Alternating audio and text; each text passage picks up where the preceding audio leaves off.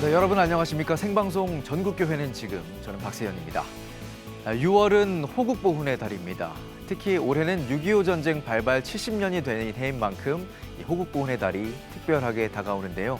최근에 남북 관계가 급격하게 경색된 상황 가운데 한반도 평화와 복음 통일을 위한 한국교회의 기도, 어느 때보다 요청되는 시기인데요. 그런 의미에서 생방송 전국교회는 지금 6.25 전쟁 70주년 특집 방송으로 2주간 여러분들을 찾아갑니다.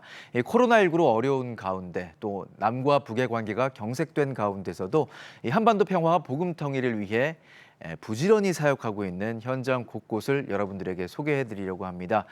특별히 평소보다 5분 방송을 확대 편성해서 더욱더 풍성한 소식으로 여러분들 찾아갈 예정이니까요. 많은 기대 부탁드리겠습니다. 생방송 전국교회는 지금 6.25 전쟁 70주년 특집 방송으로 준비되는데요. 오늘도 현장 곳곳에서 여러분들 찾아가기 위해 준비하고 있는 분들 화면으로 먼저 만나보도록 하겠습니다. CTS 중부본부와 호남본부 그리고 영남 1본부에서 준비하고 있습니다. 자, 그럼 본격적으로 한 현장씩 떠나보도록 하겠습니다. 첫 소식은 복음의 통로가 되고 있는 교회의 행사나 다양한 사역들을 소개하는 다시 뛰는 우리 교회 시간입니다. 오늘은 아주 의미 있는 사역을 소개해 드리려고 합니다. 한국교회는 분단 이후에 70년 동안 한반도 평화와 또 복음 통일을 위해서 끊임없이 기도해 왔습니다. 그리고 6.25 전쟁 70년을 맞은 올해, 오는 6월 25일 가장 치열한 격전지 중 하나였던 강원도 철원에서 연합 예배가 준비돼 있습니다. 한국전쟁 6.25 70년 한국교회 복음통일 기도성회인데요. 이 행사가 어떤 의미인지 CTS 중부본부에서 여러분들에게 소개해 드립니다. 강원도 철원으로 가보시죠. 중부본부 나와주세요. 35년간의 일제강점기. 그러나 우리 믿음의 선진들은 애국신앙으로 결의를 이끌며 해방을 맞이했습니다. 하지만 그 기쁨도 잠시. 1950년 6월 25일 발발한 한국전쟁은 동족상잔의 비극을 낳았고 안타까운 생명들이 쓰러져 갔습니다. 그리고 1953년 7월 휴전협정은 분단이라는 또 다른 아픔을 낳았는데 남과 북 사이에 그어진 휴전선은 단지 군사 경계선이 아닌 뜨겁게 예배하는 구원의 그 기쁨을 막아버린 복음 단절선이 되어버렸습니다. 이에 한국교회는 지난 70년 남과 북의 복음 통일을 위해 눈물로 기도해 왔습니다. 그리고 2020년 6월 25일 한국전쟁 발발 70주년을 기념해 가장 치열한 격전지였던 강원도 철원에서 특별한 행사를 준비합니다. 한국교회 복음 통일 기도 성회를 통해 이 땅의 복음 통일을 위해 하나님께 간곡한 기도로 부르짖으려 하는데 그 현장을 미리 찾아가 보는 오늘, 이곳은 강원도 조찬 기도회가 열릴 철원 제1교회입니다.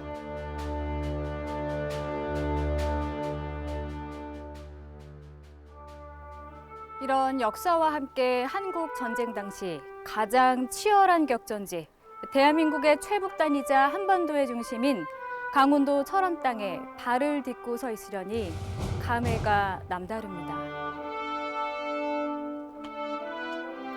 제가 지금 있는 곳은 철원 제1교회입니다. 철원 지역 최초로 독립운동에 앞장섰던 교회지만 보시다시피 철원 제1교회는 전쟁의 총탄과 포탄으로 인한 상처들로 한국 전쟁의 아픔이 곳곳에 남아 있습니다. 하지만 철원 제1교회는 이런 아픔 속에서도 주저앉지 않았습니다. 60여 년 만에 재건된 예배당에서 나라와 민족을 위해 기도의 끈을 이어가는 그 사명을 감당하고 있습니다. 네, 목사님, 현재 이 철원 제1교회를 섬기고 계신데요.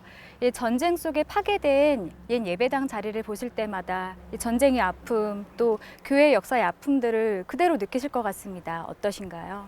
제가 1937년 9월 30일 날 봉헌한 교회부터 먼저 보여드리겠습니다. 네.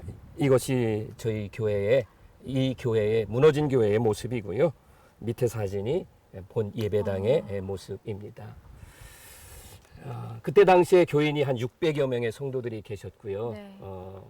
1950년 12월 24일 날 불가피한 상황이지만 미군의 폭격에 의해서 이 교회가 무너졌습니다. 저는 건물의 무너짐의 아픔도 늘 있지만 가장 큰 아픔을 느끼는 것은 그때 당시에 우리 교회는 독립운동, 신사참배, 거부, 반공운동 시대를 이끌었는데 지금 한국교회는 과연 이 시대를 이끌고 있는가? 그런 모습을 가지고 무너져 있는 이 교회가 다시 세워졌던 것처럼 한국교회가 다시 세워지기를 바라는 마음으로 이곳에서 목회를 하고 있습니다. 네, 특별히 이곳이 최북단 지역이기 때문에 철원 지역의 기독교 역사가 특별할 것 같습니다. 어떤가요? 저희 철원에는 120년 전에 복음서를 이렇게 팔러 다니는 그러면서 복음을 전했던 권서인들이 복음을 전해 주었습니다.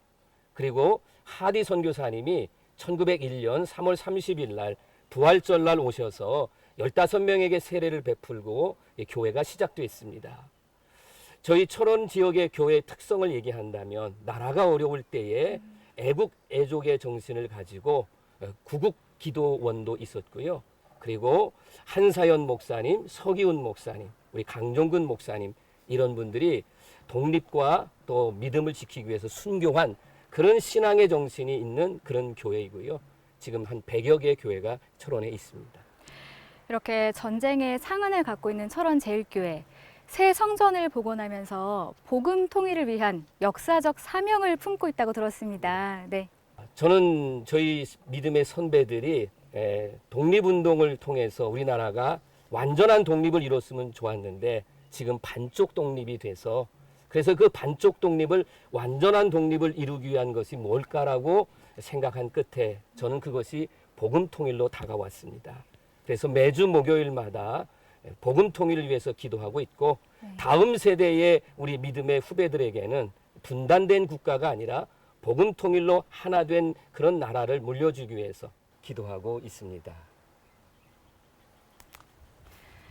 비단 철원 제일교회뿐 아니라 이 땅에 사는 우리 모두가 복음 통일을 위해 기도해야 하는 이유는 휴전선 넘어 복음을 모른 채 살아가고 있는 북한 땅의 영혼들이 있기 때문입니다. 이 철원 제일교회 주변에는 분단의 아픔이 새겨진 장소들이 많은데요. 그 한 곳을 찾아가 보려 합니다. 1946년 철원군 조선노동당에서 세운 북한노동당사. 광복 후 6.25 전쟁 전까지 공산 치하에서 반공 활동을 하던 이들이 고문과 학살을 당했던 아픔이 서린 곳입니다. 그러하기에 6월 25일 한국교회 복음통일기도성회의 그 뜨거운 평화연합 예배가 바로 이 자리에서 진행됩니다.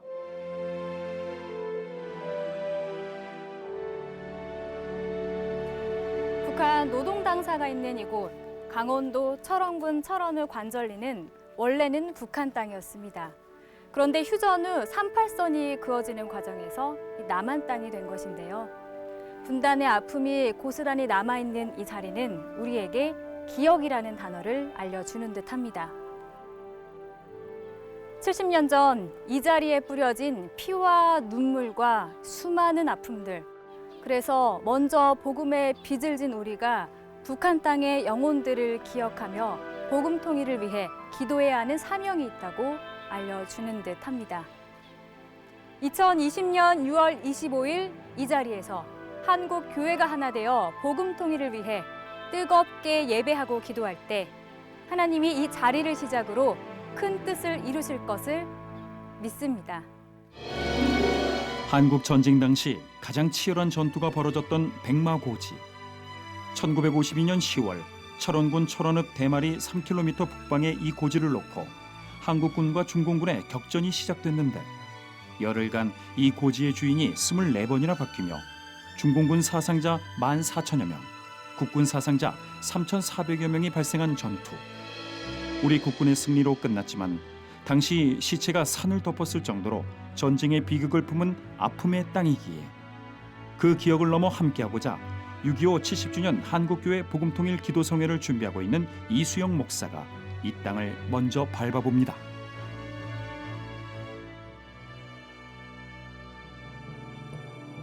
다음 세대에게 복음 통일을 물려주고자 함께 찾아간 길.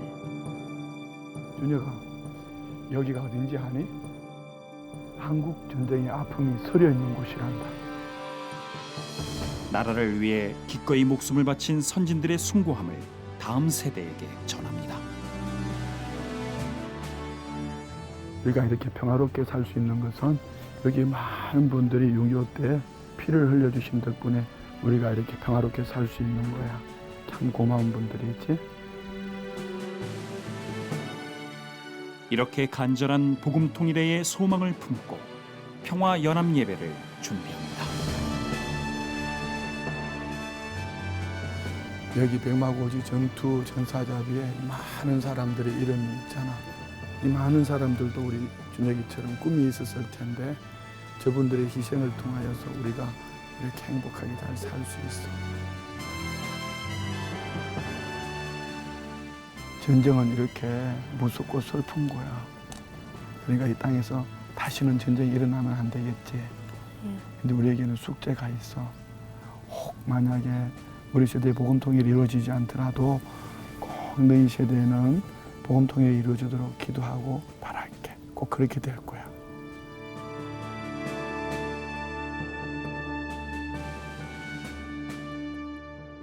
이렇게 철원 지역을 돌아보며 한국 전쟁으로 인한 아픔의 면면을 실감하고 나니 정말 복음 통일을 위해 더욱 절실히 기도해야겠다라는 생각이 듭니다. 네, 목사님, 이번 한국교회가 6.25 70주년을 맞아 특별한 연합 예배를 준비하고 있다고요? 예, 그렇습니다. 한국교회 복음통일기도성회라는 총칭으로 제1회 강원도 조찬기도회와 평화연합예배를 준비하는 것이 그것인데요. 정부 공식 행사에 앞서서 모두 함께 모여 하나님 앞에 먼저 기도하고 예배하는 순서를 가지게 된 것이 무엇보다 기쁩니다. 특별히 이번에 저희들이 제1회 강원도 조찬기도회를 시작하게 된 것이 감사하고 이것이 동기가 되어서 전국에 있는 교회들이 지역 자치단체와 협력하여 도 조찬기도회를 시작하는 물꼬를 트였으면 좋겠다는 생각이 듭니다. 한국 교회를 대표하는 목사님들이 함께 하실 예정이라고요? 네, 사실 이렇게 크게 행사를 준비하고 치르는 것은 강원도 기독교연합회의 역량만으로는 어려운 일이라고 생각이 되어집니다. 그러나 기도하는 가운데 하나님께서 이전부터 이 일을 준비해 오신 귀한 단체, 귀한 분들을 붙여주셔서 어렵지 않게 해주셨고 또 강원도의 특별한 후원으로 재정적인 어려움도 덜어낼 수 있었습니다. 지금 저희가 있는 이곳 노동당사 이 자리에서 특별 연합 예배가 드려지게 되는데요. 6.25 70주년인 만큼 특별한 시간들이 마련돼 있다고요. 일정 좀 소개해 주시죠. 하나님 앞에 예배드리고 난 후에는 기억을 넘어 함께라는 주제로 공식 행사가 이어집니다. 기념식은 DMZ 안 평화문화광장에서 있게 됩니다. 오후에는 지금도 전사자 유해 발굴 작업이 계속되고 있는 화살머리 고지로 이동해서 종전 및 평화 기원문 낭독을 하는 퍼포먼스도 준비하고 있습니다. 네, 목사님 기대하며 기도하겠습니다. 감사합니다. 네, 감사합니다. 네, 이번 6.25 70주년 한국교회 복음통일 기도성회 공동 대표장을 맡고 계신 이수영 목사님, 좀 전에 함께 본 VCR에서 우리 다음 세대에게 통일의 약속과 또 기도의 사명을 물려주셨잖아요. 그런 만큼 이번 기도성회를 통한 비전이 남다르실 것 같습니다. 기억을 넘어 함께 희망으로라는 주제를 가지고 한국 교회가 함께 모여 용서하며 회개하며 사랑하며 화평을 선포하며 이제 한국 교회를 넘어 세계의 예수 그리스도의 평화를 선포하는 그런 예배를 드립니다. 특별히 6.25 전쟁 70주년을 맞이해서 앞으로 3년에 걸쳐서 종전선언, 평화협정, 통일로 가는 로드맵을 기도하고 함께 가려고 합니다.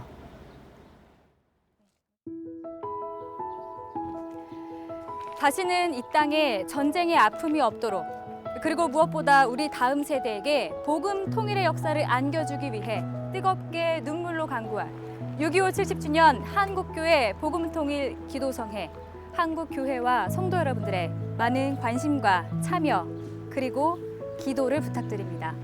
지금까지 중부본부에서 전해드렸습니다. 스튜디오 나와주세요. 네, 잘 봤습니다. 남과 북이 하나님 안에서 하나 돼 복음 통일이 될 그 날을 기대하며 우리 모두가 기도로 하나 돼야 하겠습니다. 특히 이쯤 느껴지는 남북 간의 이 위기감까지도 하나님께 모두 내어 맡기고 오는 6월 25일 강원도 철원에서 열릴 한국전쟁 6.25 70년 한국교회 복음통일 기도성회, 한국교회 성도님들의 많은 관심과 기도 부탁드리겠습니다. 6.25 전쟁 70주년 특집 방송으로 진행되고 있는 생방송 전국교회는 지금 이번 순서는 한국전쟁 당시 순교 신앙이 깊이 뿌리내린 장소를 찾아가 보겠습니다. 신앙의 유산을 찾아서 시간인데요. CTS 호남본부에서 준비했습니다. 전라북도 정읍으로 가보겠습니다. 호남본부 나와주세요.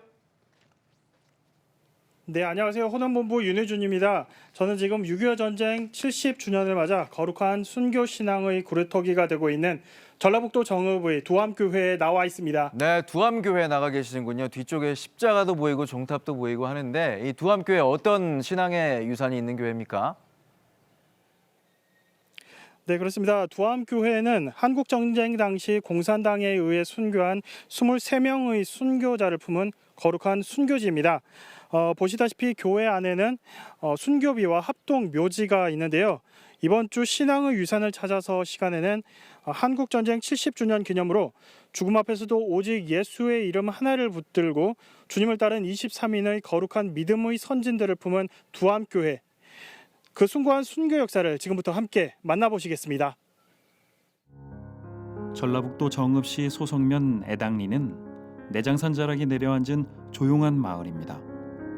오늘 이곳에 있는 두암교회를 찾은 이들이 있는데, 두암교회는 한국전쟁 당시 23명의 성도가 순교한 집단 순교지입니다. 그 거룩한 신앙의 유산을 기리기 위해 교회 안에 순교비와 합장 묘역이 있는데 6.25 발발 70주년을 맞아 그 후손들이 교회를 방문한 것입니다. 저마다의 사연을 품은 순교자들의 이름들, 그 속에 이 숭고한 순교 신앙의 중심을 이루는 한 분이 있습니다. 바로 윤임예 집사입니다.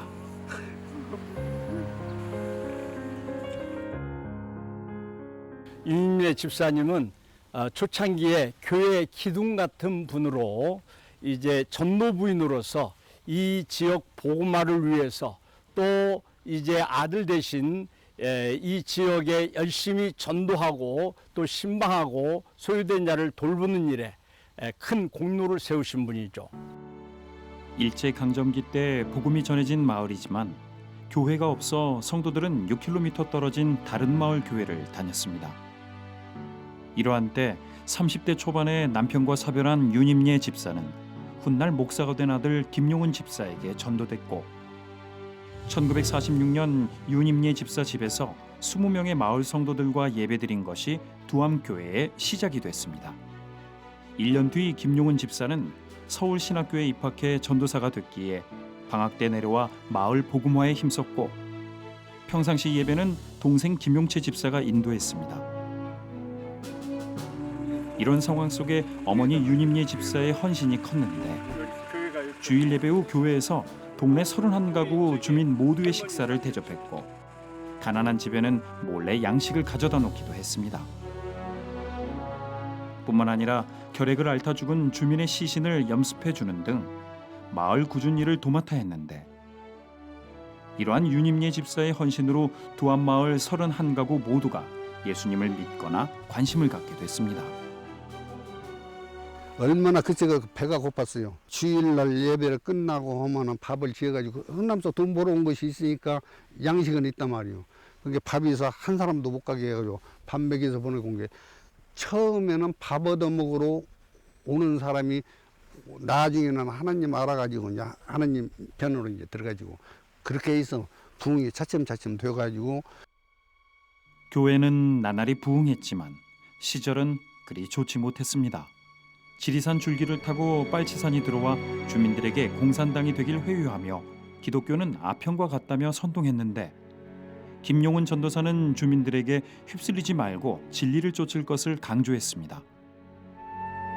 그리고 1949년 12월 북한의 실정을 알리기 위해 북한 공산당 사회를 경험한 임동선 전도사를 초청했고 소성면, 이반면, 성내면 3개의 면을 다니며 낮에는 반공 강연을, 저녁에는 두암교회에서 부흥 집회를 했습니다. 이 모든 상황들이 공산당들에게 눈의 가시거리가 됐는데 이러한 때 한국 전쟁이 발발한 것입니다. 정읍에 공산군이 들어오면서 마을을 장악하자 대부분의 주민들은 공산당 편에 서겠다고 서명했습니다. 하지만 두암교회 성도들은 가담하지 않았고 예배 중지 명령과 교회 폐쇄라는 아픔 속에도, 그리고 공산당에 끌려가 모진 고문을 당하면서도 예배와 기도를 멈추지 않았습니다. 그때 이 지역의 모든 사람들이 그 자익에 서명을 하고 가담했지만 두암교회 성도들만큼만 가담하지 않았다고 얘기를 들었습니다. 그래서 아마 두암교회 성도들이 핍박을 당한 것 같고요. 교회 폐쇄, 또 예수 믿지 마라, 전도하지 마라, 기도하지 마라, 교회 폐쇄 명령과 함께 이렇게 명령했지만 그 누구도 이 말에 듣지 않았다고 그래요. 그래서 모이면 기도하고 전도하고 복음을 전했던 것이죠. 그렇게 공산당의 탄압이 심해지던 10월 11일 첫 순교자가 발생했습니다. 평일 예배를 인도하던 김용훈 전도사의 동생 김용채 집사가 총살당한 것입니다. 그 후 10월 26일 새벽 4시 퇴각을 앞둔 공산당이 두암교회를 습격했습니다. 그리고 기도하던 윤임예 집사에게 예수를 믿지 않으면 살려주겠다고 협박했는데 윤임예 집사는 동요하지 않았습니다. 나는 지금 죽어도 천국에 갈 수 있어 죽는 것이 하나도 두렵지 않소. 당신들도 회개하고 예수를 믿으시오. 이렇게 말한 후 기도를 이어갔습니다. 공산당은 이러한 윤임예 집사의 목을 칼로 치고 주변에 불을 질렀습니다. 이로 인해 두암교회 예배당과 집 2채가 불에 탔고 대학살이 이어졌습니다. 그리고 한창 꿈을 꽃피우던 정읍 농업고등학교 학생회장 김용수를 비롯 많은 젊은이들을 포함해 두암교회 신실한 성도들 23명이 믿음을 지키다 예수님의 이름으로 거룩한 피를 흘렸고 두암교회 순교의 그루터기가 됐습니다. 한 알의 밀이 땅에 떨어져 죽으면 한 알 그대로 있지만 죽으면 많은 열매를 맺는다고 했죠. 어린 생명이지만 부모에 의해서 신앙생활을 했고 이제 부모 때문에 그들도 함께 비참하게 죽임을 당했지만 하나님께서 그 피를 받으셔서 저희 아버지 외가까지 하면 목회자로 헌신한 분이 45분이나 나올 정도로 하나님께서 어린아이의 피도 다 받으셨다라고 저는 믿고 있습니다. 종전 후 10여 년 깊은 상처에 빠졌던 두암교회는 1964년 3월 1일 20대 김태곤 목사가 14명의 어린이들과 주일학교를 시작하며 재건됐습니다. 교회는 빠르게 부흥했고 주변 마을 청년들이 나오기 시작했습니다. 이에 1965년 예배당을 새로 건축했고 1966년 현재의 위치로 이전했습니다. 1977년에는 매장한 순교자들의 묘지를 교회 동산으로 이장해 23인 순교자 묘로 합장했고 전북지방회에서는 순교 정신을 기리고자 1차 순교 기념탑을 세웠습니다. 1992년 두암교회는 지방회의 협조로 순교 기념교회당을 건축했고 1994년 총회 순교자 기념사업회의 지원을 받아 지금의 순교자 기념탑을 세웠습니다. 무엇보다 이런 시간들 속에 김용훈 목사는 공산당에 동조해 가족과 두암교회 성도들을 핍박했던 주민들을 품었고 그들에게 복음을 심었는데 오늘 후손들은 그러한 믿음의 선진들을 기억합니다. 저는 이 두암교회에 올 때마다 마음이 무겁죠. 우리 할머니 되신 윤임예 집사님과 23분이 한국 전쟁 때 학살을 당하셨는데 군산에서 보시면 우리 김영은 원로 목사님을 기억하지 못하는 분들이 군산 시민이라면 없을 겁니다. 가난한 자의 아버지, 힘든 자들의 버팀목, 예수님 다음으로 많은 분들을 섬겼던 분이라고 저는 생각합니다. 정말 거목이십니다. 그게 원수를 사랑했다는 말이 딱 맞아요. 이 형님은 꼭 그 식으로 나왔어요. 내 어머니를 죽이고 내 친척을 다 죽였는데 그 사람을 갖다 생일 때고 모시고 찾아뵙고 다 잘해주고 그 결국은 이 세상 다 떴지만 다 집사 직분 맞다가지고 다 죽었어요. 김용훈 목사님의 고백. 나는 순교하신 어머니의 마음을 가지고 외로운 사람들을 돌보았습니다. 어머니의 마음을 가지고 배고픈 사람들을 돌보았습니다. 어머니를 생각하며 전북 최초 농아학교와 맹아학교를 세웠습니다. 어머니를 생각하며 고군산 열도에 9개 교회를 세웠습니다. 어머니를 생각하며 장애우들의 친구가 되었습니다. 복음이 필요한 곳은 어디든지 달려갔습니다. 이렇게 한국 전쟁 당시 어머니, 아버지, 할머니, 할아버지의 순교 신앙이 뿌리내린 두암교회. 그 순교 영성으로 지역과 세계를 품는 교회로의 비전을 갖고 내적으로는 순교자의 영성을 추구하고 외적으로는 순교 영성을 전하며 순교 영성을 이어갈 거룩한 공동체로 오늘도 나아가고 있습니다. 이렇게 귀한 신앙의 유산을 품은 두암교회에서 저는 지금 두 분의 목사님과 함께하고 있습니다. 먼저 이 귀한 순교 신앙의 중심이 되신 분이죠. 초창기 두암교회를 세우는데 온 마음 다해 헌신하시고 순교하신 윤임래 집사님.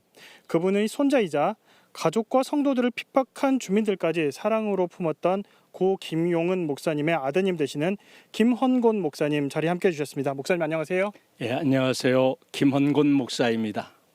감사합니다. 네, 그리고 현재 두암교회를 섬기시는 홍용휘 담임 목사님께서 함께하고 계십니다. 안녕하세요, 목사님. 네, 반갑습니다. 홍용휘 목사입니다. 네, 먼저 김헌곤 목사님, 네. 순교자들의 유가족 대표로 나오시잖아요. 네. 한국 전쟁 당시 23인의 순교지 두암교회가 지난 시간 어떻게 발전과 성장을 이루어올 수 있었는지 한번 말씀 부탁드리겠습니다. 네. 역대 교육자들의 피눈물 나는 헌신을 통해서 농촌교회의 모델교회로 성장하게 됨을 감사드리고 또한 전주지방의 선결교단의 전주지방의 물질의 헌신을 통해서 내장산보다 더 아름다운 그러한 교회로 이제 한국교회 순교 영성 훈련의 최적의 장소가 되어진 것을 하나님 앞에 감사를 드립니다. 네, 홍용휘 목사님, 네. 이러한 순교 신앙을 이어가고자 기념사업회도 구성한 것으로 알고 있습니다. 네. 현재까지 어떤 사업들이 진행됐는지 말씀 부탁드립니다. 근본 순교 70주년 기념 사업들 가운데 가장 핵심적인 것은 한국교회 1000만 순례자에게 어떤 순교 영성을 전해야 할까 고민하다가 또 기도하다가 주님의 살과 피를 내어주는 희생을 기념하는 성찬석을 순교공원에 설치함으로 모든 순례자에게 성찬 예식을 베품으로 다시 한번 복음 앞에 헌신하도록 이 사업을 추진하게 되었습니다.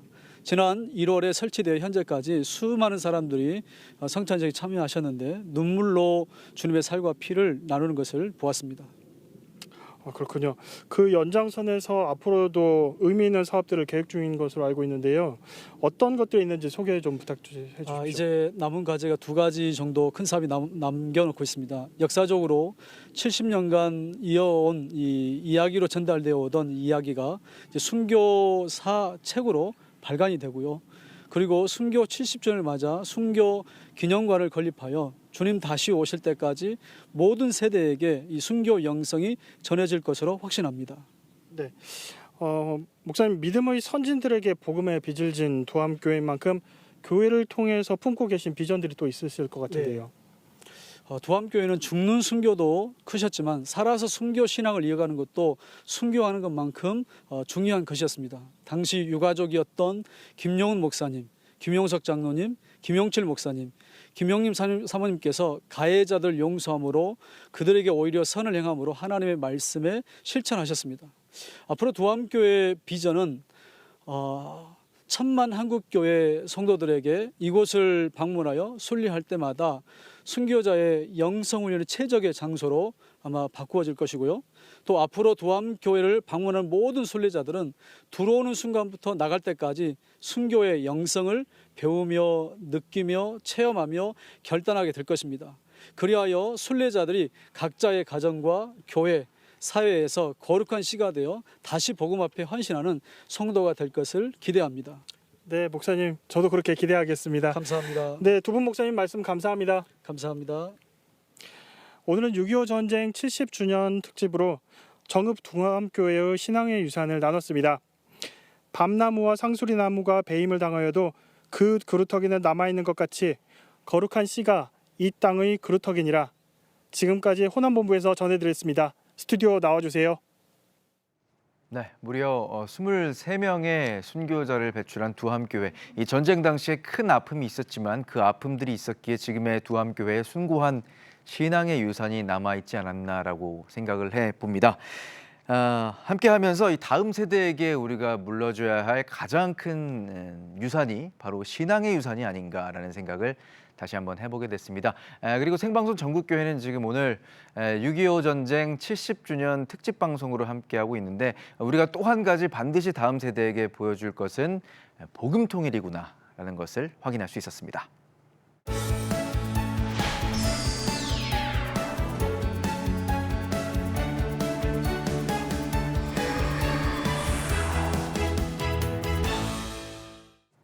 네, 생방송 전국교회는 지금 이번 순서는 다음 세대를 복음 안에 바로 키우는 기독대안학교의 사역을 소개하는 순서입니다. 다음 세대는 한국교회의 희망 시간인데요. 이번에는 영남 1본부에서 준비했습니다. 영남 1본부 나와주세요. 네, 안녕하세요. 영남 1본부 최병입니다. 요즘 같은 때 한 치 앞도 내다볼 수 없다라는 말이 실감이 날 만큼 한 번도 경험해보지 못한 일상을 우리는 지금 살아가고 있는데요. 코로나19 바이러스가 우리의 일상을 완전히 바꿔놓은 겁니다. 누군가는 우리가 알던 세상은 끝났다라고 말하는 이들도 있는데요. 코로나 이후의 일상이 어떻게 변해갈지 우리의 관심이 집중되는 요즘입니다. 특히 앞으로 이런 예측 불허의 시대를 살아가야 할 우리의 아이들, 또 다음 세대의 교육에 대해서도 많은 관심이 가기 마련인데요. 기독대안학교에서는 빠르게 변해가는 코로나 이후의 교육 환경에 대처하기 위한 노력들을 어떻게 하고 있는지, 어떤 준비들을 하고 있는지 직접 찾아가 봤습니다. 영상으로 만나보시죠. 네, 저는 지금 부산 해운대구에 있는 반디기독학교에 나와 있습니다. 코로나19로 인한 수업 연기가 계속되고 있는 가운데 이곳에서도 정부 시책에 따라서 온라인 수업을 진행해 오고 있는데요. 그 밖에도 새로운 수업 방식으로 아이들과 특별한 시간들을 만들어가고 있다고 하는데 한번 들어가서 확인해 보도록 하겠습니다. 정부 지침에 따라 대면 수업 대신 온라인 수업을 진행하고 있다는 소식을 듣고 찾은 반디기독학교. 그런데 어쩐 일인지 학교 곳곳에서 학생들을 만날 수 있었습니다. 개학 안 했는데 오늘 학교 뭐 때문에 왔어요? 숙제 점검 받으러 왔어요. 저희 아이들이 이제 온라인 개학으로 오전에는 온라인 수업을 하고 일주일 동안 수업한 것 중에서 이제 선생님한테 과제를 점검을 받고 또 과제를 받아가는 아이들 숙제 검사하는 날이거든요. 그래서 일주일에 한 번씩 저희가 인원을 나눠서 학교에 오고 있습니다. 온라인 수업의 한계를 보완하고자 반디기독학교에서 고안해낸 대면 과제 점검입니다. 전교생 전원이 동시간대에 등교하지 않고 인원을 나눠 등교하고 있습니다. 정부 지침을 준수하며 소수의 학생들이 참여하는 과제 점검 시간. 이 시간은 단순히 과제 점검뿐만 아니라 담임 교사 상담까지 진행되고 있습니다. 코로나19라는 초유의 상황에 대처하기 위한 반디기독학교만의 원칙이 있다고 하는데요. 어떤 상황에 처해서도 우리는 배우고 가르치는 일을 멈추지 않는다. 그거를 기본 원칙으로 했어요. 오전 온라인 수업이 끝난 오후 시간. 다시 한번 분주한 모습의 선생님들을 만났습니다. 선생님, 지금 뭐 되게 바쁘신 것 같은데 뭐 하고 계신 거예요? 지금 이제 찾아가는 수업, 열린 교실 수업하러 지금 짐 챙기고 있습니다. 네. 오늘은 어디로 가시나요? 오늘 해운대 복합문화센터로 가는데 피디님 같이 가실까요? 코로나19가 낳은 또 하나의 이색 수업이 펼쳐졌습니다. 바로 찾아가는 수업인데요. 반대기독학교의 특별한 수업 중 하나로 학생들이 가장 좋아하는 수업이라고 합니다. 마을 공동체별로 선생님이 직접 찾아가는 열린 수업은 소수정예의 학생들과 예체능 수업을 진행하고 있습니다. 네, 아이들은 너무너무 좋아하고요. 늘 출석이 거의 100% 이상으로 아이들 너무 좋아하고 늘 기다리고 있고 언제 또 수업하냐고 계속 얘기를 듣고 있고요. 학부모님들도 이제 계속 온라인 수업 외에도 이렇게 나와서 아이들이 숨통도 튀고 수업도 같이 해주고 하니까 너무너무 좋아하십니다. 학생들은 이 시간을 통해 학교라는 공동체의 소중함을 배워가고 있습니다.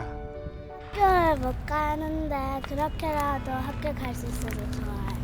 그리고 그 선생님 얼굴도 몇 번 보고 야외 수업할 때도 또 다 같이 또 만날 수 있어서 다 같이 놀 수 있어서 더 좋아요. 코로나 때문에 집 밖에 잘 못 나왔었는데 이렇게 집 밖에 나와서 친구들이랑 노니까 정말 재밌어요.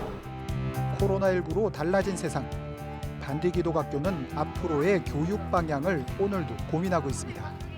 그 어느 때보다도 서로를 공감할 수 있는, 그러려면 서로를 알아가고 배려하는 힘, 그리고 창의적으로 문제를 바라볼 수 있는 그런 힘이 필요하다고 생각해서 그런 쪽으로 우리가 어떻게 교육해야 될지, 교육 내용이라든지 교수 방법들에 대해서 저희들이 정말 진지하게 고민해야 될 때라고 생각해서 고민하고 있습니다.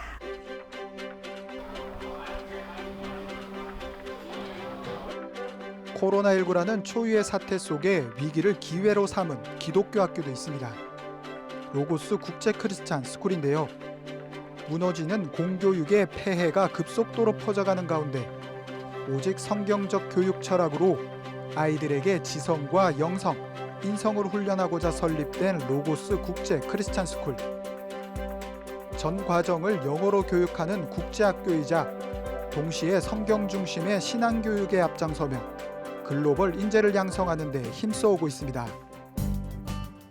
하지만 로고스 국제 크리스찬 스쿨 역시 코로나19로 많은 변화를 겪어야만 했습니다. 학생들로 북적여야 할 시간이지만 텅 빈 교실과 선생님들만 만날 수 있었습니다. 목사님 안녕하세요. 안녕하세요.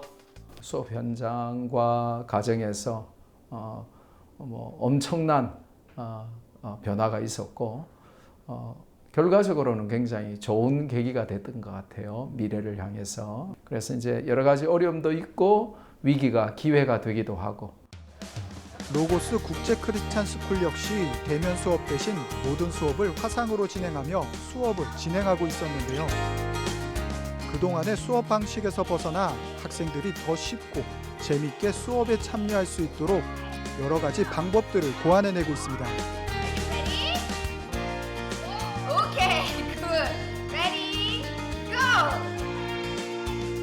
특히 1학년의 수업은 더 신경 쓸 게 많아 보였는데요.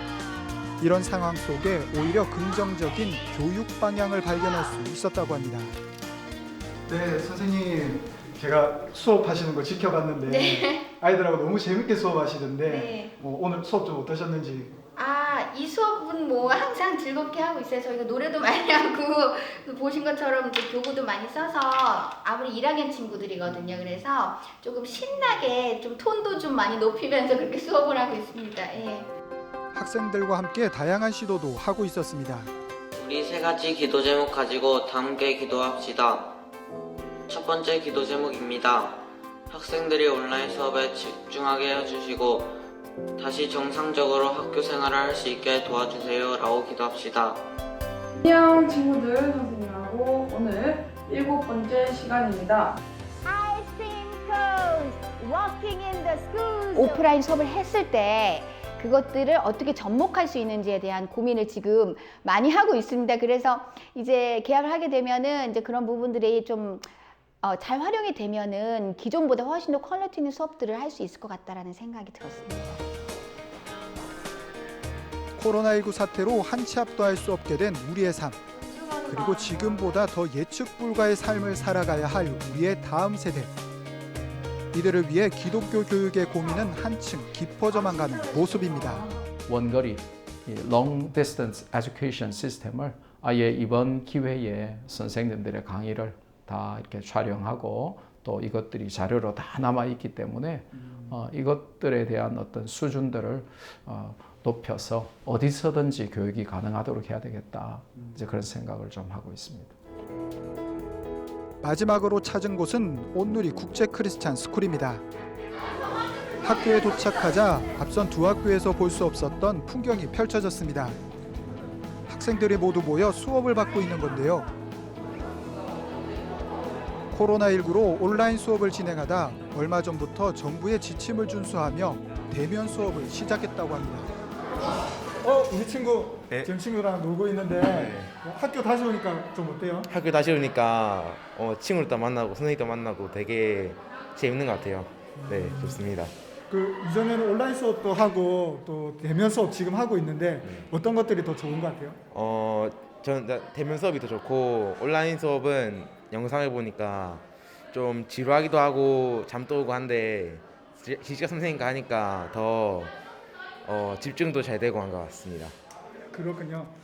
네, 우리 친구들이 또 친구들과 함께 어우러져서 수업하고 있는 모습 보니까 너무나도 뿌듯한데요.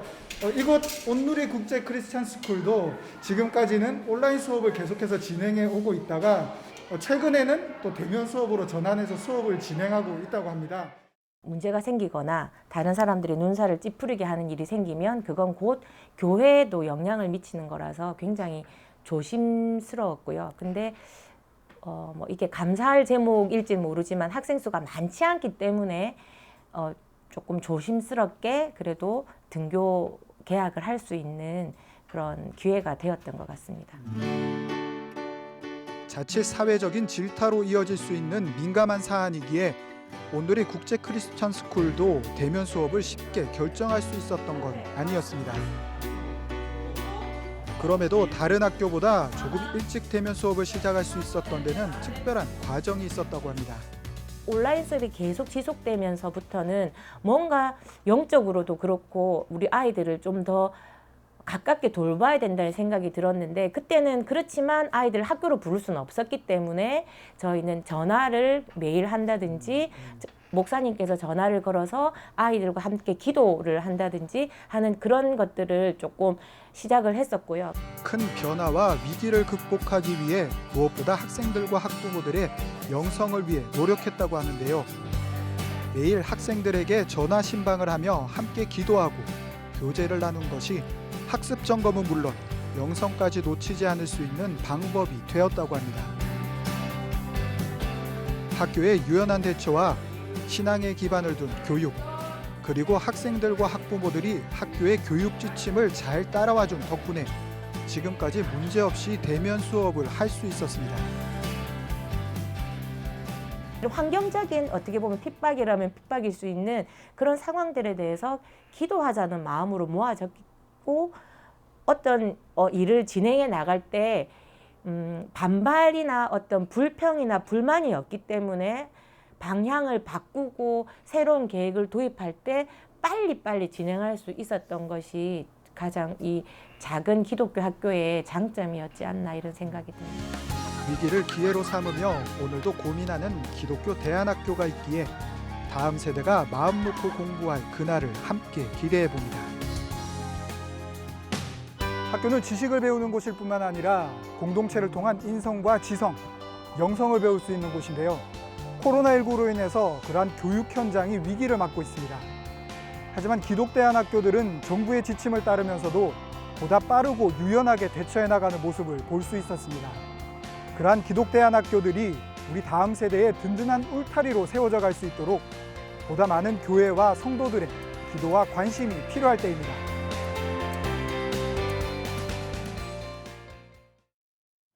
네, 생방송 전국교회는 지금 6.25 전쟁 70주년 특집으로 진행됐는데요. 오늘 6월 25일 강원도 철원에서 열릴 복음통일 기도성회 현장을 미리 한번 가봤고요. 또 23일에 순교자를 품은 정읍 두암교회 신앙의 유산을 찾아가 봤습니다. 여러분들 어떠셨습니까? 저는 함께하는 동안 또 도전과 감동의 연속이었는데요. 생방송 전국교회는 지금 6.25 70주년 특집 방송 다음 주에도 계속됩니다. 전국교회는 지금 오늘 저희가 준비한 순서는 여기까지입니다. 전국 각지에서 교회와 관계자분들 오늘도 수고 많이 해주셨습니다. 창사 25주년을 맞이한 CTS는 다음 세대를 복음 안에 바로 세우기 위해 한 교회 한 학교 세우기 캠페인을 계속해서 이어가고 있습니다. 한국교회와 성도 여러분들의 많은 관심과 참여 부탁드리면서 저희는 오늘 여기서 인사드리겠습니다. 시청해주신 여러분 감사합니다.